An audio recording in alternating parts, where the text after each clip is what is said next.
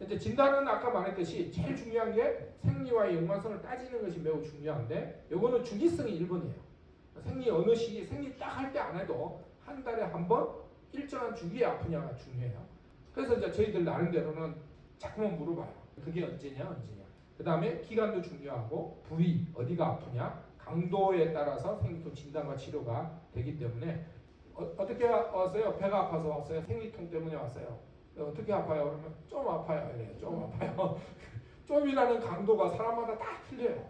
그 좀이라는 거를 여러분들이 어느 정도는 생각을 해야 돼요. 요즘은 뭐 점수로도 이렇게 물어보는데 어느 정도로 아프다. 자기가 치료를 받아야 된다는 걸 해야 돼요. 그 다음에는 이학적 검사와 초음파 검사인데 옛날에는 이렇게 배 눌러보고 하던 시대가 있었는데 이제는 거의 초음파가 워낙 좋아지고 초음파가 다 있기 때문에 초음파로 종양의 유무와 기질적인 변화, 혈관의 우려성 여부, 그 다음에 자궁내막증 관련 소견도 초음파로 찾게 되는데 그거 하면서 이렇게 배 만지고 초음파 기구를 이렇게 소위 말해서 움직이면서 어디 쪽에 압통이 있는지 보게 되는 이학적 검사를 같이 하게 된다.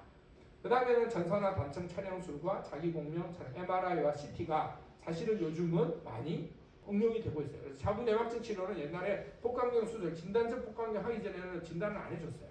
그래가지고 주사와 약을 못 먹겠는데 지금 MRI를 먹어도 약을 먹을 수 있게 두 가지 뭐 발전이 있어서 하는데 첫째는 MRI로도 몇 가지 사인이 있어요. 자궁 골반의 복막이 두꺼워진 사인을 찾아낸다든지 혈관이 많이 분포되어 있는 부분을 찾는다든지 하는 것 때문에 찾고 있고요. 뭐 전산화 단층 촬영은 사실은 종양, 초음파하고 비슷한 그런 역할을 합니다. 그 다음에 진단적 복강경인데요. 사실은 이것도 무시할 수 없는 거예요. 생리통이 심한데 아무도 안 찾아졌다. 그럼 복강경을 특히 지금 학생들처럼 어린 나이에는 빨리 하기를 저희가 권해드려요. 나중에 이게 뭐에 연관이 되냐면 아까 자궁내막증처럼 이렇게 진행이 되고 나면 난임에 이게 연관이 많기 때문에 전체 난임 인구의 자궁내막증 또는 생리통을 동반한 자궁내 유착 때문에 전체 불임 인구의 한 40%가 연관이 돼 있어요. 근데 미리 찾으면 빨리 치료할 수 있고 난임을 겪어낼 수 있거든요. 근데 대개는 생리통 있는 시기는 결혼하기 전이에요. 그죠? 나이가 지금 아직 젊고 결혼하기 전이고 또 요즘은 점점 결혼을 늦게 하다 보니까 결혼하기 전에 막 산부인과 가기가 좀 그렇단 말이에요. 특히 부모님들은 요즘은 이제 젊은 여성들은 안 그렇게 생각해요. 병이 있으면 치료 받을래요 이러는데 산부인과 오면 어머니들은 막 울기부터 해요. 우리 애가 아직 결혼도 안 했는데 울기부터 해요. 이제 쓸데없는 생각이다. 치료를 잘 받는 게 아니라 그래서 자궁내막증이나 생리통 치료할 때 진단적 복강경을 하자고 할 때 우리가 꼭 뭐라고 하냐면 그거 하고 나면 임신에는 상관이 없어요? 이러는데 뭐라고 답변을 해주냐면 난임을 예방하기 위해서 하는 수술입니다. 그러니까 어떻게 돼요? 그냥 놔두면 더 난임이 되는 건데 그걸 예방하기 위한 것이다. 이렇게 이야기를 해줘야 돼서 수술이 가능한 병원에 가서 진단을 하게 되면 진단적 복강경을 한번 해보자. 이런 경우가 많이 있어요. 근데 사실은 많이 줄어들고 있어요. 왜 많이 줄어들고 있냐면 아까 말한 CT와 MRI의 진단률이 높아져서 괜히 안 하고 약부터 먹는 일이 많아졌다. 그리고 진통제들이 많이 개발이 돼서 적용이 되는 거죠. 근데 이제 생리통 치료를 또 알면은 생리통을 더 알 수 있어요. 생리통 치료는 첫 번째 이제 약물요법을 생각해 봐야 되는데 우리가 말하는 진통소염제가 있어요. 근데 이제 산부인과에 가면 산부인과 생리통 전문 진통소염제가 있어요. 이렇게 표현해요. 사실 다른 데는 잘 안 듣는데 약간 이 혈관과 잘 반응하는 걸로 되어 있는 복합제제 NSAID 계통이 있어요. 비스테로이드성 항소염제가 있어요. 이 계통이 요즘은 많이 개발이 돼서 생리통을 빨리 치료할 수 있다는 거죠. 그래서 첫째는 선제적으로 복용을 하는 것을 많이 이야기를 해요. 선제적으로 복용을 한다는 것은 생리기가 다가오고 내가 주기를 알고 있잖아요. 그러면 약을 가지고 있다가 생리를 하려고 할 때 먹는 거예요. 그렇게 해서 생리통을 겪어내면 치료가 됐다 이거야.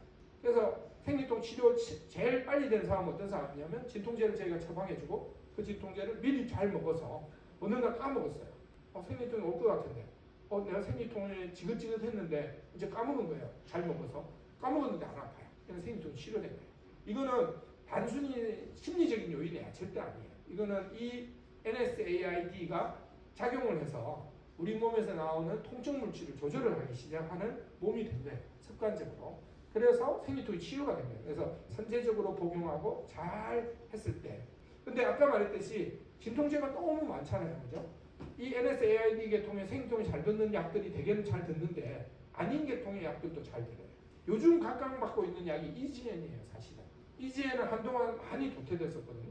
많이 도태됐었는데 EGN이 사실은 아세토아미노펜을 조금 더 증량을 했어요. 이게 이제 일반의 약품이니까 용량을 많이 증가할 수는 없는데 제법 증가했어요. 옛날에 개보리는 아세토아미노펜에다가 카페인을 섞었어요.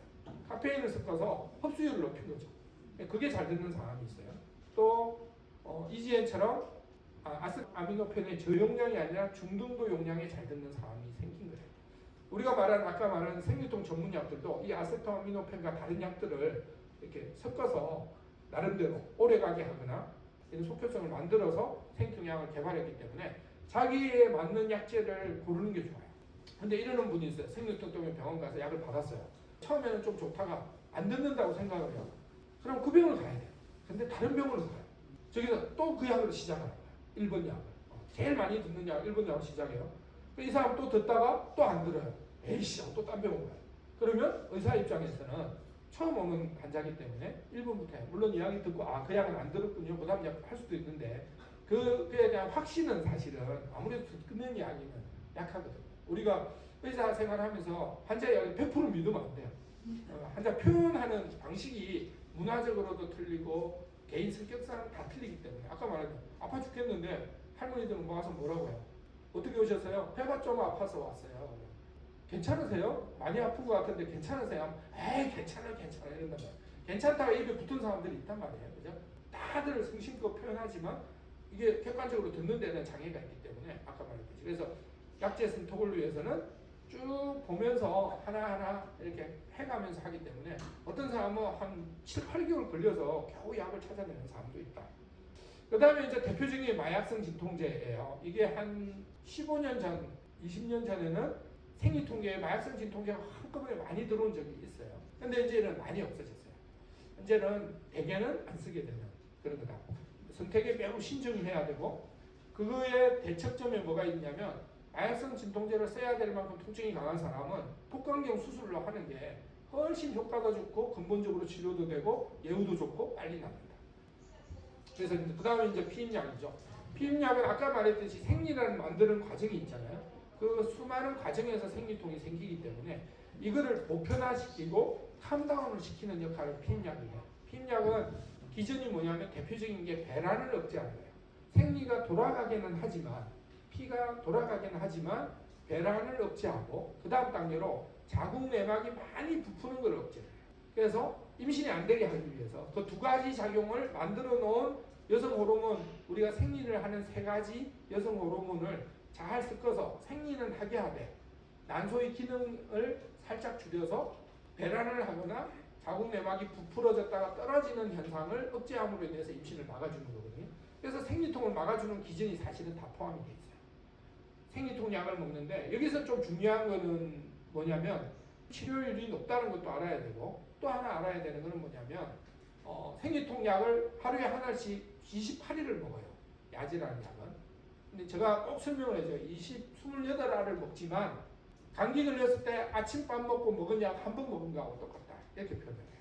28알 먹었는데 왜 안 나왔어요? 아침에 감기 걸려서 약 타가지고 아침 약 한 번 먹는다고 안 나왔잖아요. 그죠? 그거하고 똑같다. 그래서 보통은 3개월, 6개월. 저 같은 경우는 6개월 정도를 기본적으로 이야기를 해요. 3개월에서 조금 나왔다가 그만두면 또 아프니까 6개월 정도 하는데 아까 말한 그런 기전을 하는데 그 사람이 특징적으로 생리통을 많이 만들 수 있는 센 현상이 없어지는 거예요. 그게 보편화돼서 생리통이 없어지는 게 이것도 치료율이 상당히 높아서 생리통 때문에 가보신 분들은 이런 약들을 그걸 권장을 받았을 거다. 그래서 피임약도 그렇게 잘 먹는 게 중요하다. 그 다음에 이제 자궁내막증 치료제, 경구치료제죠. 경구치료제부터 먼저 설명을 해야 되는 게 옛날에는 다나졸이라는 경구치료제가 나왔는데 먹으면 너무 부작용이 심해요. 주사보다도 더 부작용이 심했어요. 그래서 옛날에 자궁내막증이 1차적으로 진단을 하면 수술을 꼭 했어요. 복강경 수술을. 그래서 진단이 되면 주사 6개월 맞고 다나졸 6개월 맞는데 6개월 먹는 동안 빼싹 말라요. 이게 부작용도 많고 폐경기 증상이 너무 심했어요. 그래서 주사 6개월 맞고 6개월 후에 그냥 보다가 생리통이 다시 심해지면 자궁내막증 4기인 사람은 다시 수술을 해서 다시 주사를 맞았어요. 이게 프로토콜이었는데 경구주사제가 비잔, 로잔이라는 약이 새로 나오면서 이거는 부작용이 거의 없어요. 우리 환자 중에는 2년씩 먹어도 더 먹고 싶어하는 사람이 있을 정도로 생리통 없고 생리염 없으니까 옛날에 너무 심했었어요. 근데 이거를 복강경 수술하고 먹지 않게 이제는 MRI의 중요성을 인정을 해줘서 MRI를 찍고 비장 노잔을 먹게 만들어주는. 그래서 이제는 생리통 치료가 많이 간편해지기도 했고 1차적으로 할 수 있는 경우가 많아졌다. 주사제는 수술 후에 맞는 거예요. 수술을 안 하면 주사제를 처방할 수가 없어요. 이런 비잔이나 비장도 3개월 먼저 먹어봅시다, 6개월 먹어봅시다 해서 안 들으면 해요. 그러면 수술하고 수술 후에 주사 맞거나 다시 비잔을 먹거나 이렇게 하게 된다. 이렇게 생각하시면 됩니다. 그 다음에는 수술인데요. 아까 말했던 복강경 수술은 큰 상처를 앓는 최소 침습이라고 표현하죠.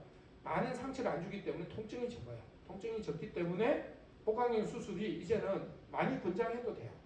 옛날에 근종이 있는데 근종이 이렇게 큰 사람이 와요. 이렇게 큰 사람이 60대에서 와요. 근데 어떻게 오냐면 다른 데도 안 좋아져서 와요. 당뇨도 있고 뭐도 안 좋은데 배가 자주 아프고 힘들어서 오는데 60세면 근종 수술하는 시기가 지나니까 안 하려고 하고 의사들은 안 하려고 하고 또 내과 가면 아이고 근종이 있어서 배 아픈 거는 모르겠어요 이렇게 돼가지고 치료에 곤란을 겪는 경우가 많아요. 근데 복강경 수술이 있기 때문에 이제는 내가 혹이 어느 정도 되면 빨리 수술해서 빨리 해방이 되고 나중에 다른 문제는 다르게 치료하는 되는데 그래서 복강경 수술이 그 정도로 여성 건강에 이제는 중요한 역할을 하게 되고 갱년기 되면 없어져요. 이 이야기는 이제 없어져야 돼요. 아까 말했듯이 여자한테 그냥 참아라 이거거든요. 그게 아니라 복강경 수술이라는 정말로 첨단 수술들이 요즘 있으니까 빨리 하고 그 병에서 해방이 된 다음에 다른 건강마저도 해치지 말고 잘 챙기는 시대가 됐다. 그래야 여성들의 건강이 이제는 100세 시대에 정말로 이 생리 때문에 건강 다 해치고 갱년기로 가서 더 안 좋아지는 게 아니라 골고루 하는 게 아니라 건강하게 살 수 있다. 이렇게 생각하면 됩니다. 그 다음에 이제 자궁적 추술이죠. 그 다음에 자궁내막증 수술인데 자궁적 추술도 아까하고 같은 논리예요. 애기 다 낳고 내가 자궁이 해야 될 역할을 다 했는데 조선시대처럼 내가 자궁이 없으면 여자가 아니야. 뭐 빈궁마마 이런 이야기를 하더라고요. 네. 이제는 없어져야 되는 이야기 중에 하나고 그래서 이제 제가 개발한 게 부분 자궁적 추술을 해서 밑에서 보면 전혀 수술 표도 안 나가요. 이렇게 하는 건데 사실은 그거를 제가 열심히 개발한 이유가 그 빈궁마마라는 이야기가 너무 듣기 싫고 또 그것 때문에 수술 안 하는 게 너무 싫고 그래가지고 이렇게 큰 옥을 나이 많아서도 들고 있는 것도 안 되고 그렇게 해서 개발한 것 중에 하나인데 사실은 자궁적 추술 자체가 우리 건강을 해치는 게 아니라 사실은 건강할 찬스를 주는 거다 이렇게 생각하시면 됩니다. 자궁내막증은 아까 말했던 그렇게 시커먼 조직을 태워서 그게 자궁내막 세포가 있거든요. 자궁내막증은 세포성 질환이기 때문에 꼭 약물 치료를 해야 맞는 병이다라는 것도 알아줘야 됩니다. 그럼 나는 더 나은 치료법이 뭘까 이렇게 생각할 텐데 아까 말했듯이 약도 낮은 단계에서부터 치료를 해야 되고 끈기 있게 해야 되고 뭐 여기 안 듣는 데서 저기 가고 막 이것보다는 자기도 생각하고 이러면서 하나하나 이렇게 밟아 나가면서 하는 게 효율적으로 치료할 수 있어요. 그래서 다양한 약물을 선택하기 위해서 시간을 꼭 가지셔야 되고 그리고 수술적 요법은 근본적인 경우가 많아요. 근데 거꾸로 보조적일 수도 있다. 이 이야기를 왜 하냐면 수술하면 나 끝나. 그래서 병원 이제 안 가도 돼. 했는데 나중에 한참 지나서 사실은 생리통 끙끙 앓다가 오는 사람이 있어요. 약물 치료를 해야 되면 자궁내막증 특히 생리통의 원인이 자궁내막증은 세포성 질환이에요. 눈에 보이는 건 다 우리가 태울 수 있지만 최대한 제거하지만 눈에 안 보이는 세포는 어쩔 수가 없는데 아까 같이 하얀 부분이 있잖아요. 그런 부분이 남아있는 거를 약물이 제거해주지 우리 눈으로 안 보이는 부분은 다 태울 수가 없어요. 그리고 그런 부분은 요관이라든지 혈관 근처에 있기 때문에 거기 태우다가 요관이나 혈관을 다쳐버리면 더 큰 일이 있기 때문에 안 태우거든요. 그렇기 때문에 꼭 약물 치료를 해야 된다는 거예요. 수술적 요법은 아주 유용해요. 그리고 복강경 수술이 점점 최소 침습으로 가기 때문에 최대 보존적으로 가기 때문에 효과가 좋아요. 그래서 이제 수술까지 진행을 할 수 있는 전문의하고 쭉 상의를 하면 때늦지 않게 다 할 수 있다. 오랫동안 치료하다 보면 서로 애정이 생기니까 수술해야 될까 하다가 내가 한 번만 더 해볼게 이렇게 하다가 조금 더 넣는 경우를 보기 때문에 그런 분하고 보다가도 어느 정도 되면 이렇게 수술하는 쪽으로 와서 치료를 하는 것이 좋겠다 이렇게 생각합니다. 네, 그럼 끝내도록 하겠습니다. 감사합니다.